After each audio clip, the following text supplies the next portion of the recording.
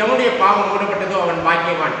எவனுடைய அக்கிரமத்தை கர்த்தர் எண்ணாதிருக்கிறாரோ, எவனுடைய ஆவியில் கவனம் இல்லாதிருக்கிறோ அவன் பாக்கியவான். நான் அடைக்க வைத்த மட்டும் நித்தம் என் கதலினால் என் எலும்புகள் உணர்ந்து போயிற்று. இரவும் பகலும் என் மேல் உடைய கை பாரமாயிருந்தால் என் சாரம் உஷ்ணகால வறட்சியைப் போல் வறண்டு போயிட்டு. நான் என் அக்கிரமத்தை மறைக்காமல் என் பாவத்தை உமக்கு அறிவித்தேன். என் மீறுகளை கர்த்தருக்கு அறிக்கையிடுவேன்.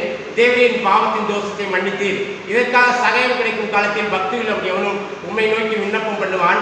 அப்பொழுது மிகுந்த ஜலப்பளவாக இருந்தாலும் அது அவனை அணுகாது. நீர் எனக்கு மறைவிடமாயிருக்கிறேன். என்னை நீர் இக்கட்டுக்கு விலக்கி காத்து ரட்சணிய பாடுகள் என்னை சூழ்ந்து கொள்ளும்படி செய்வேன். நான் உனக்கு போதித்து நீ நடக்க வேண்டிய வழி உனக்கு காட்டுவேன். உண்மையில் என் கண்ணை வைத்து உனக்கு ஆலோசனை சொல்லுவேன்.